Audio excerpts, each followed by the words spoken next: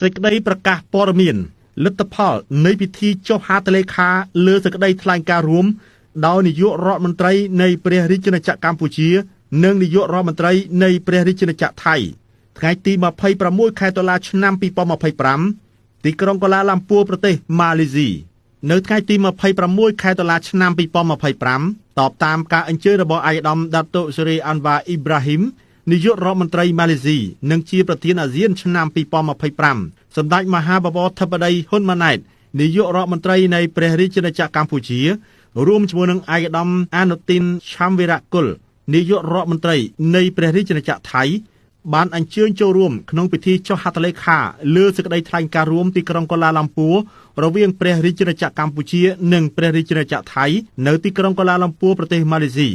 ពិធីនេះក៏មានការចូលរួមធ្វើជាសាក្សីពីឯកឧត្តម Donald J. Trump ប្រធានាធិបតីសហរដ្ឋអាមេរិកនិងឯកឧត្តម Dato Seri Anwar Ibrahim ថ្ងៃនេះត្រូវបានកត់ត្រាជាព្រឹត្តិការណ៍ប្រវត្តិសាស្ត្រដ៏មានសារៈសំខាន់ជាសារវ័នសម្រាប់កម្ពុជានិងថៃដែលបានបញ្ជាក់ឡើងវិញនៅការជឿជាក់រួមគ្នានៃប្រទេសយើងទាំងពីរថាសន្តិភាពនៅតែអាចមានដរាបណាប្រជាជាតិនានាមានសេចក្តីក្លាហាននិងសុភវិនិច្ឆ័យក្នុងការបន្តស្វែងរកសន្តិភាពជាមួយគ្នា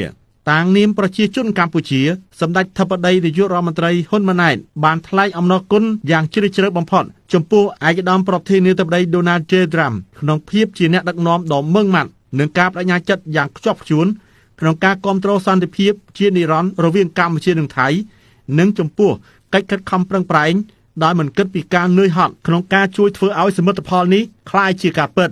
សម្ដេចធិបតីនាយករដ្ឋមន្ត្រីក៏បានថ្លែងអំណរគុណយ៉ាងស្មោះស្ម័គ្រដល់ឯកឧត្តមនាយករដ្ឋមន្ត្រីអាន់វ៉ាអ៊ីប្រាហ៊ីមចំពោះការគាំទ្រដែលឥតងាករេនិងការសម្របសម្រួលរបស់ឯកឧត្តមក្នុងដំណើរការស្វែងរកសន្តិភាពនេះរហូតដល់ទីបញ្ចប់ប្រកបដោយជោគជ័យសម្ដេចធិបតីក៏បានថ្លែងអំណរគុណចំពោះថ្នាក់ដឹកនាំអាស៊ានចិននិងប្រទេសដៃគូនានាដែលបានគាំទ្របទជប់បាញ់តាំងពីដើមរៀងមក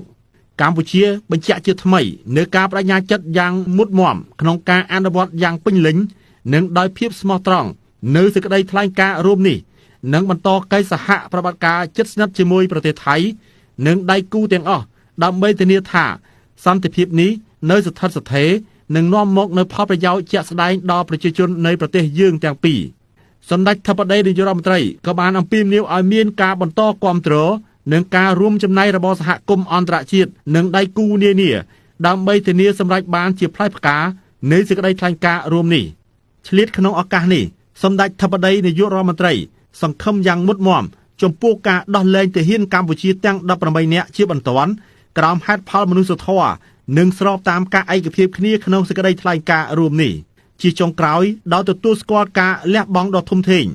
និងកិច្ចខិតខំប្រឹងប្រែងយ៉ាងម៉ឺងម៉ាត់របស់ឯកឧត្តមប្រធានាធិបតី Donald J. Trump ក្នុងការលើកកម្ពស់សន្តិភាពមិនត្រឹមតែរវាងកម្ពុជានិងថៃប៉ុណ្ណោះទេថែមទាំងក្នុងចំណោមប្រជាជាតិទាំងឡាយនិងដើម្បីបង្ហាញនូវការដឹងគុណរបស់ប្រជាជនកម្ពុជាសម្ដេចនាយករដ្ឋមន្ត្រីហ៊ុនម៉ាណែតបានប្រកាសស្នើបេក្ខភាពឯកឧត្តមប្រធានាធិបតី Trump សម្រាប់ពានរង្វាន់ Nobel សន្តិភាពថ្ងៃអាទិត្យ5កើតខែកដិកឆ្នាំម្សាញ់សប្បុរស័កពុរសករាជ2569កូឡាឡាំពួរថ្ងៃទី26ខែតុលាឆ្នាំ2025